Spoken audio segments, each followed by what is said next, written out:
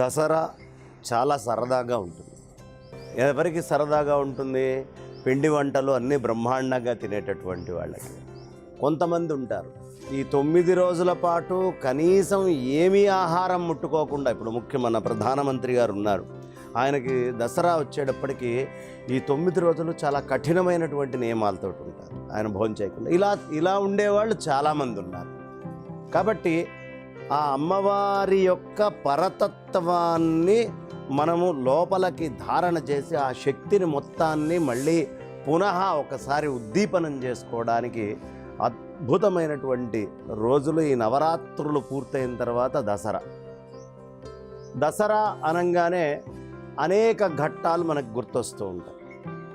రామచంద్రమూర్తి వారి మీద గెలిచి అయోధ్యకి చేరి అక్కడ పట్టాభిషేకం అని వాళ్ళు చెప్తారు. అర్జునుడు అద్భుతంగా యుద్ధము చేసి చాలా గొప్పదైనటువంటి గోవులన్నిటినీ సంరక్షణ చేసినటువంటి ఘట్టం అని కొంతమంది చెప్తారు. అదే విధానంలో అసలు మొత్తము నవరాత్రుల్లో రాక్షసులందరి యొక్క పీచమడచి ఒక్కొక్క రాక్షసుని రాక్షసపుత్రుల్ని సమూలంగా ఆమూలాగ్రము నిర్మూలన చేసినటువంటి ఘట్టము ఒకటి. ఇలా ఏది చెప్పుకున్నా అన్నీ విజయానికి గుర్తుగా ఉంటాయి. అందుకనే ఈ దసరాని మనం విజయదశమి అని కూడా పిలుస్తాం. అంటే 10 ఆ దశమి అనేటటువంటిది అన్ని విజయాలకి గుర్తు. ఏం చేస్తాము ఈ నవరాత్రుల్లో? దీని యొక్క ప్రత్యేకత ఏమిటి అంటే, ఆ విజయదశమి నాడు ఏ సామాగ్రితోటైతే మనం ఈ సృష్టిలో యుద్ధం చేయాలన్నా, ప్రయాణం చేయాలన్నా, వ్యవహారం చేయాలన్నా వాడుతూ ఉంటామో వాటన్నిటికీ పూజ చేస్తాం. ఆయుధ పూజ అని ఈ అద్భుతమైనటువంటి దసరా సందర్భంలో. ఈ దశహర అనే పదంతో కూడా చెప్తారు. అంటే 10 రకాలైనటువంటి ఇంద్రియాలని దాటి మనస్సుని తీసుకొని వెళ్ళి ఎవడు ఆ పరమాత్మ మీద పరాశక్తితోటి కలిపి పెడతాడో ఆ పరాశక్తితోటి పెట్టేటటువంటిది కూడా దశహర అవుతుందన్నమాట.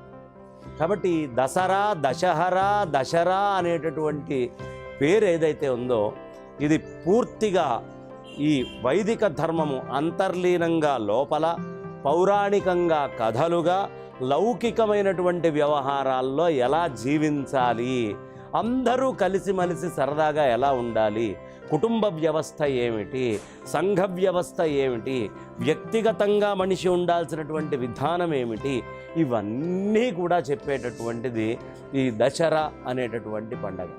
ఈ దశహరలో ప్రధానంగా ఈ ఆయుధాలకి పూజ చేసిన తర్వాత, ఇది ప్రధానంగా ఆయుధాలకి పూజ చేయాల్సింది ఎప్పుడైనా సరే, ఏ ఊళ్ళో అయినా సరే మీకు గనక అక్కడ ఈ జమ్మి వృక్షం గనక ఉంటే, శమి అనేటటువంటి వృక్షం గనక ఉంటే, ఆ చెట్టు యొక్క కొమ్మల్ని నరకాల్సినటువంటి వాళ్ళు మనకి ఆనువంశికంగా రాజులు అని ఎవరినైతే చెప్తామో, క్షాత్ర వంశానికి చెందినటువంటి వాళ్ళు క్షత్రియులు, లేదు రాజ్యాలను ఏలేటటువంటి వాళ్ళు, ఇవాళ ఉండేటటువంటి మినిస్టర్లు, ఎమ్మెల్యేలు ఎవరెవరైతే ఉంటారో వాళ్ళందరూ కూడా మేము క్షాత్రానికి సంబంధించినటువంటి వాళ్ళం అని పోలీస్ డిపార్ట్మెంట్లలో పెద్దవాళ్ళు, లేదు మన మిలిటరీకి సంబంధించినటువంటి వాళ్ళందరినీ తీసుకొని వచ్చి, అయ్యా ఇవి ఆయుధాలు, ఈ ఆయుధాలని నడపడానికి యోగ్యమైనటువంటి శక్తి ఉన్న మీరు అని మనము ఆ రోజు బార్డర్స్లో పనిచేసే, లోపల పనిచేసేటటువంటి పోలీసులు అయితేనేంటి, ఎవరెవరైతే law and order, country land యొక్క రక్షణ ఈ రెండూ కూడా చేస్తారో వాళ్ళని కూడా అర్చించుకోవాల్సినటువంటి రోజు. కాబట్టి ఇది చాలా పెద్ద పండగ. ఎందుకు? ఆయన జై జవాన్ జై కిసాన్ అనే సందేశం ఇచ్చారు. జై జవాన్ అని మీరు ఎప్పుడు అనగలరయ్యా అంటే, ఆయుధ పూజ అంటే మీ ఇంట్లో ఉండేదేదో ఒకటి తీసుకొచ్చుకొని ఆయుధ పూజ కాదు. ఈ ఆయుధ పూజ చేస్తూ బార్డర్లలో ఉండేటటువంటి సైనికులని, లోపల పనిచేసేటువంటి పోలీసులు, వీళ్ళందరూ న్యాయబద్ధంగా, ధర్మబద్ధంగా వాళ్ళు అన్ని రకాలుగా ఈ అమ్మవారి యొక్క శక్తిచే రక్షించబడుగాక అని ప్రార్థన చేయాలి. ప్రతి వాళ్ళు కూడా వాళ్ళ ఇళ్లల్లో కూర్చొని. లేకపోతే మిలిటరీ వాళ్ళ గురించి మీరు ఎప్పుడు ప్రార్థన చేస్తారండి? వాళ్ళ ఇళ్లల్లో వాళ్ళు ప్రార్థన చేయడం తప్ప మనం చెయ్యం కదా. కానీ ఈ వైదికమైన సంప్రదాయంలో దేశ రక్షణ చేసే వాళ్ళ కోసం కూడా చేసేటటువంటి పూజ దసరా విజయదశమి.